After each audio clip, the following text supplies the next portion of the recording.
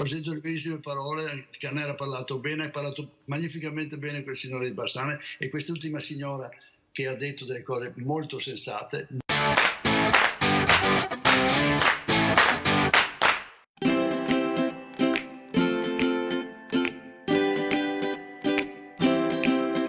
Buonasera, buonasera, ben ritrovati, sempre in diretta con Focus 21 e 17. Saluto e ringrazio moltissimo Arrigo Cipriani. Arrigo Cipriani è una leggenda dell'imprenditoria veneta e della ristorazione. L'Iris Bar è un monumento nazionale, così ha voluto il Ministero dei Beni Culturali dal 2001. Intanto saluto Ilaria Brunelli, che è capogruppo in Consiglio comunale a Bassano. Buonasera, grazie, buonasera. Buonasera Brunelli, grazie molte. Ecco, come valuta il rispetto delle regole dei bassanesi? Cominciamo da questo, no? Perché qui molto spesso si mettono in discussione i comportamenti. Lo stesso Presidente Zaia ha detto: qui se andiamo avanti così, se non rispettate le regole, non portate la mascherina, non vi disinfettate le mani, non favorite assembramenti, torniamo nuovamente in lockdown totale, no? Beh, grazie, buonasera.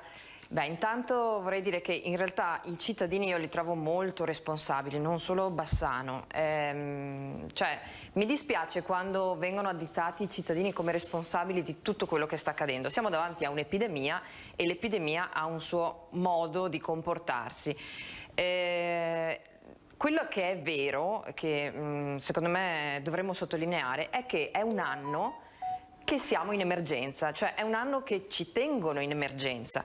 Io invece penso che un evento di questo genere, per quanto particolare, possa cogliere impreparati all'inizio e quindi l'emergenza è assolutamente plausibile. Nei primi mesi di febbraio, marzo, aprile abbiamo attraversato quello che abbiamo attraversato impreparati dal punto di vista della gestione. Ma poi ci deve arrivare la gestione, cioè davanti a un fattore di questo tipo epidemiologico metti in pista tutte le cose che possono servire. Le regole sono sempre quelle, cioè l'igiene, la mascherina, che adesso possiamo toglierci quando parliamo, il distanziamento e basta, e poco altro. Allora, se i cittadini li confondi per un anno tenendo i toni altissimi, perché in questo i nostri politici purtroppo, devo dire la verità, esagerano con quei DPCM lasciati all'ultimo minuto, con l'improvvisazione, con la sensazione di non sapere se apri o non apri il giorno dopo, okay? E con regole che cambiano senza una logica dal punto di vista scientifico, nel senso che se le regole sono sempre quelle tre, gli orari, le chiusure, tenere a casa i ragazzi quando il problema secondo me sono i trasporti, chiudere i locali quando invece sono i luoghi dove c'è un controllo, piuttosto metti qualcuno di più in giro per le strade, piuttosto intervieni quando vedi l'assembramento fuori dalla scuola, fuori da un locale, ma lì dove ci sono i locali e ci sono i camerieri il controllo è molto maggiore e il proprietario ha tutto l'interesse a mantenere salubre il suo ambiente, perché basta un solo dipendente ammalato per mandare in quarantena tutta l'azienda. Quindi sono sicura che nei mesi passati tutti i negozi e tutti i ristoratori e tutte le palestre si sono in realtà attrezzate per affrontare questo. È che il governo impedisce a queste attività di esercitare in sicurezza quando probabilmente sono molto più organizzate del governo stesso.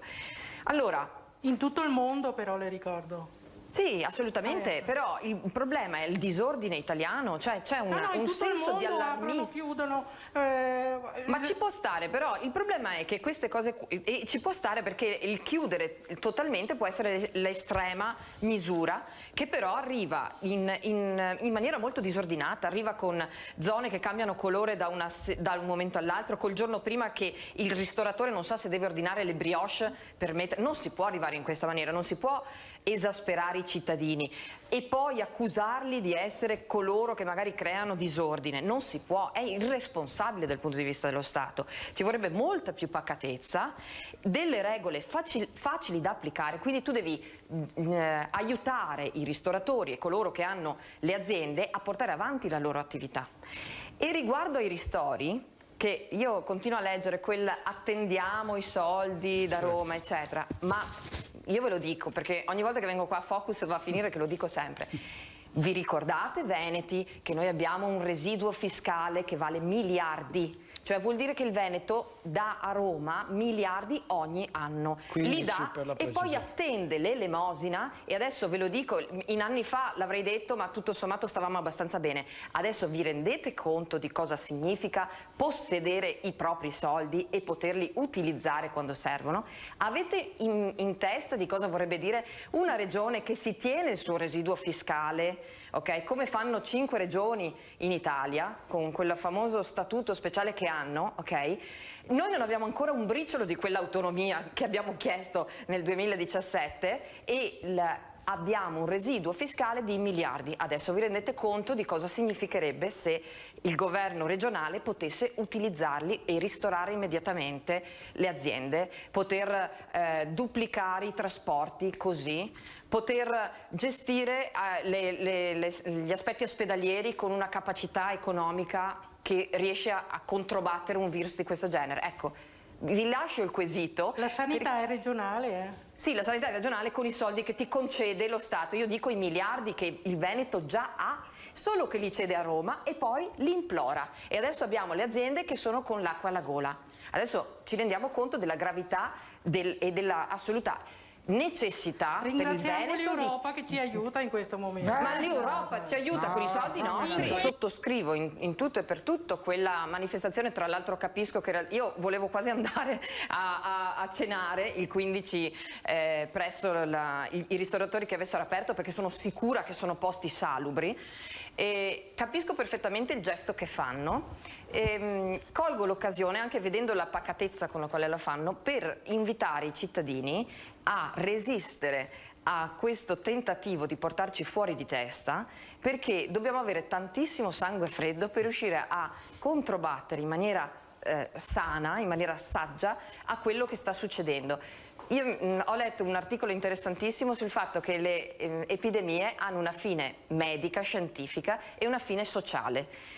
Di solito la fine sociale arriva prima di quello medico-scientifica, perché il medico-scientifico troverà il virus fino all'ennesima potenza. A un certo punto la società ha bisogno di tornare ad essere se stessa. Io sono sicura che l'inizio di questo processo in realtà partirà sempre dai cittadini. Facciamolo con consapevolezza e con pacatezza. Bene, allora vediamo. Ho sentito benissime parole, Canè ha parlato magnificamente bene quel signore di Bassano e quest'ultima signora che ha detto delle cose molto sensate.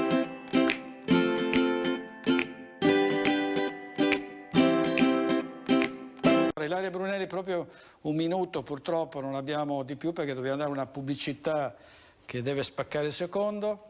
Guarda, mi ha molto colpito il piccolo ristoratore di Bassano, tra l'altro la mia città, certo. Non è neanche l'unico a cui ho sentito fare questo discorso, e il grande presidente di Federalberghi avere questo senso di remissione nei confronti di questa situazione, quando io vorrei vedere una reazione propositiva. Cioè io mi aspetterei che lo Stato defiscalizzasse, altro che ristori dati a monetine così, defiscalizzazione, deregolamentazione, e che la gente si senta di poter iniziare a lavorare. Vedere questo atteggiamento così di perdita, di imprenditori che preferiscono tenere chiuso, secondo me è il fallimento della nostra società, in particolare di quella veneta, che è fatta di piccoli imprenditori. Noi dobbiamo dare forza a chiunque voglia iniziare a lavorare, però dobbiamo stendergli l'autostrada davanti, cioè poche tasse, ma no allontanate nel tempo, azzerate, poche tasse e deregolamentazione, cioè deve venire voglia di sostenere e di lavorare, no di prendere l'elemosina.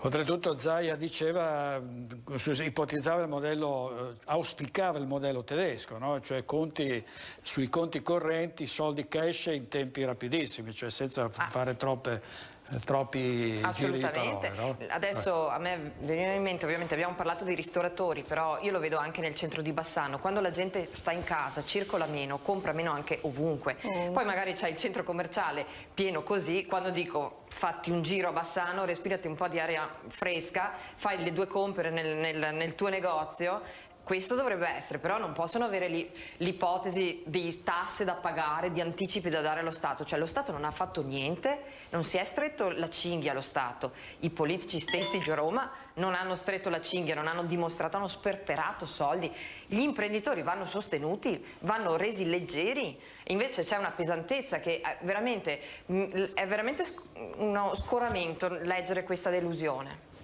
Grazie Ilaria Brunelli. Per quanto riguarda i vaccini, io sono assolutamente favorevole al vaccino. Sto solo predicando che lo facciano sopra i 90 anni, ecco, per ricominciare così, ma io sono fuori tanto dai primi, ecco, vediamo come funziona.